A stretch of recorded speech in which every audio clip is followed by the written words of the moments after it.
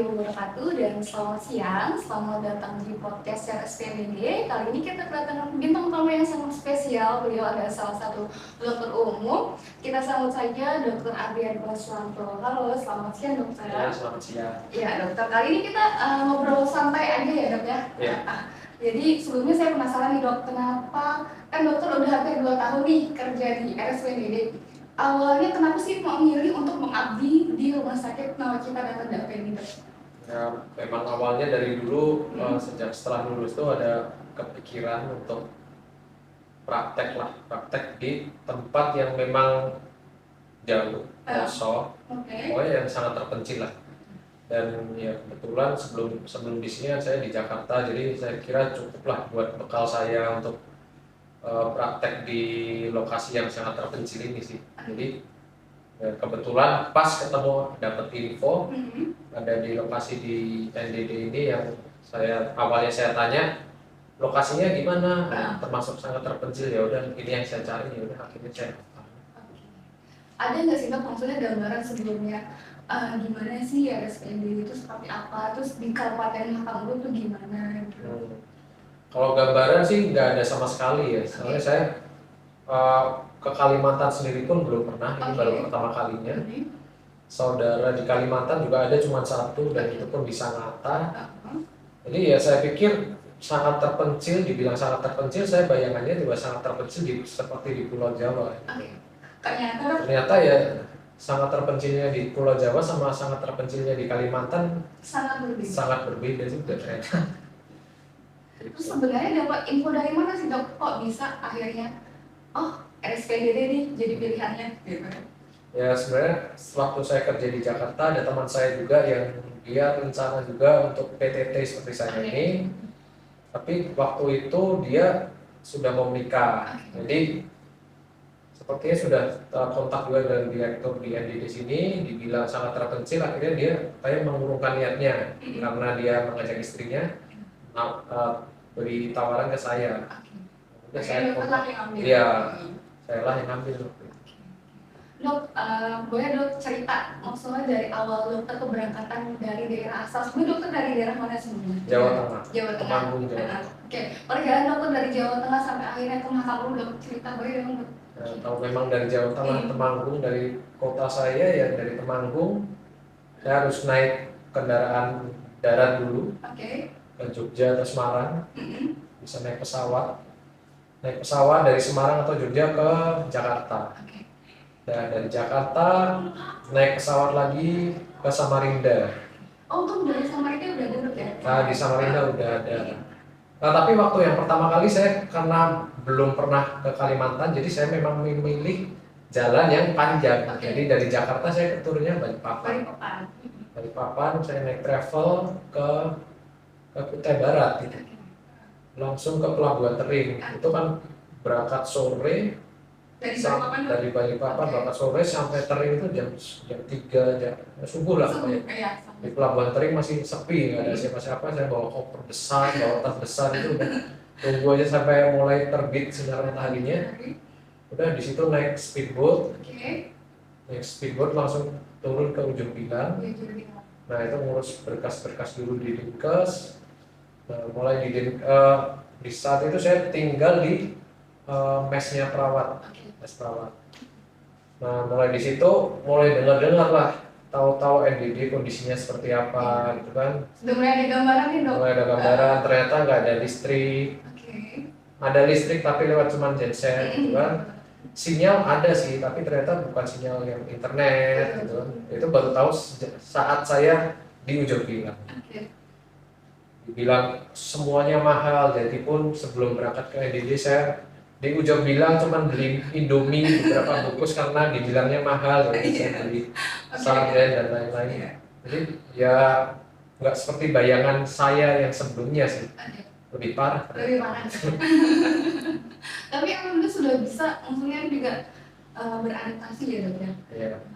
Mungkin awal juga karena stigma dari orang, di sana susah nih, apa mahal gitu kan dok. Jadi mungkin dokter udah ada persiapan di Ubil nih bahwa dengan kondisinya dokter sendiri nih dari Ubil nih. Sendiri, nggak kenal siapa-siapa. Oke, Dok. Mungkin lebih kayak perjuangan banget sih, nikmatin juga perjalanan Dok ya. Terus gimana Dok rasanya ketika merantau ke Kalimantan Dok?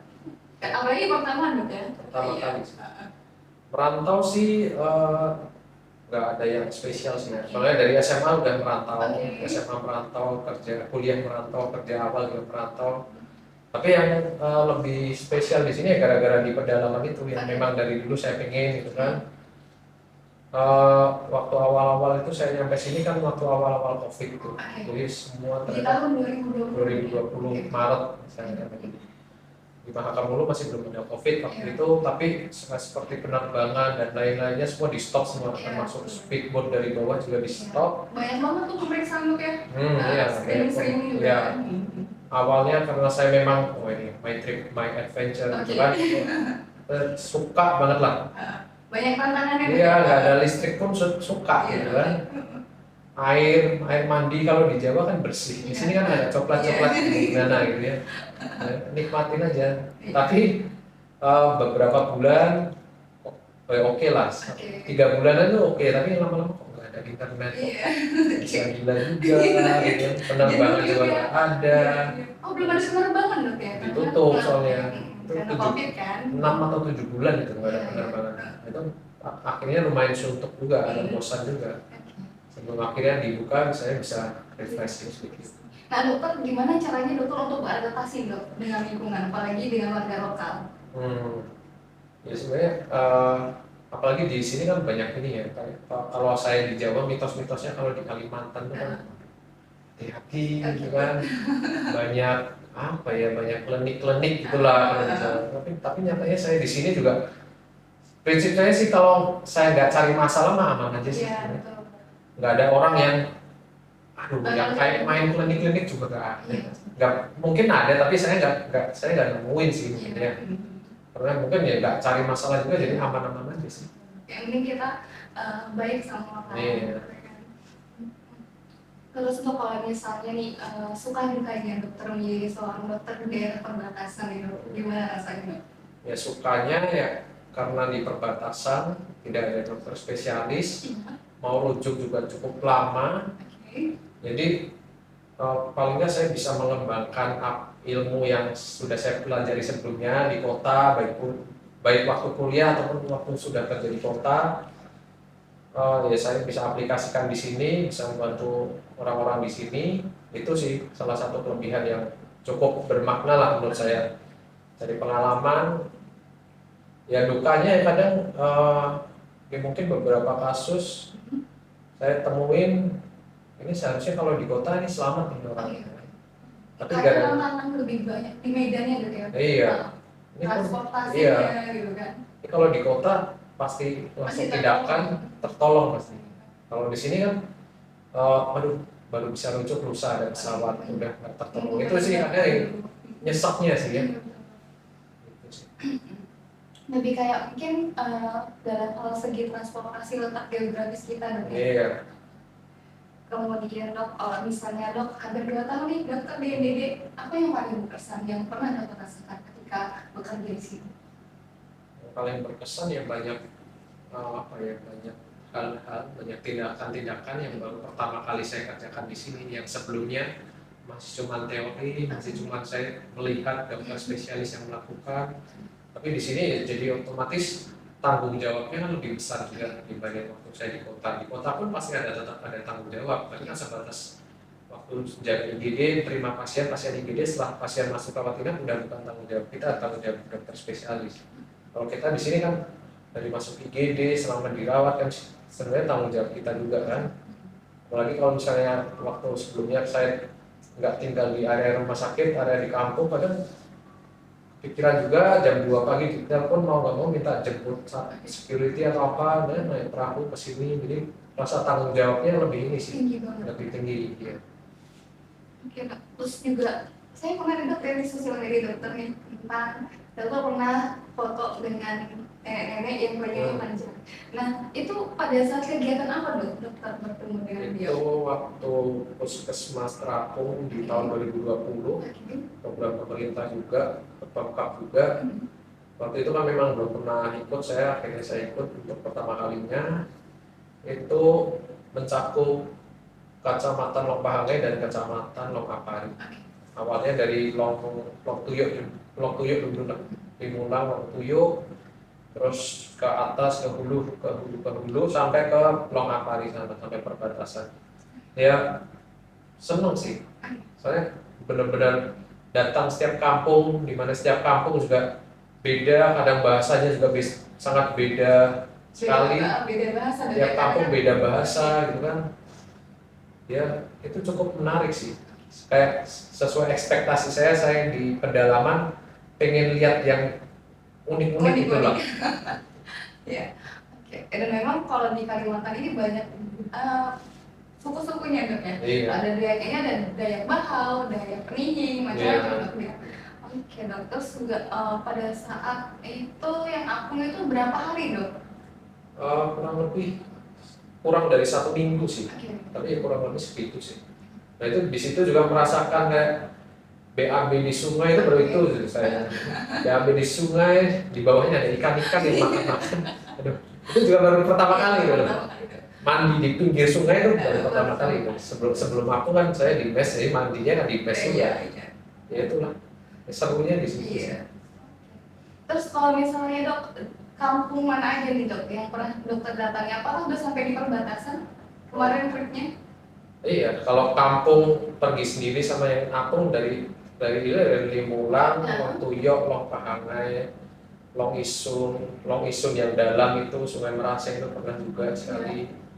Data Suling, Data Naha, sampai atas Tiongkok juga sampai Longapari pernah semua sih. Gimana perasaannya dok? Senang aja, benar-benar apa ya? Ya senang lah, menikmati lah.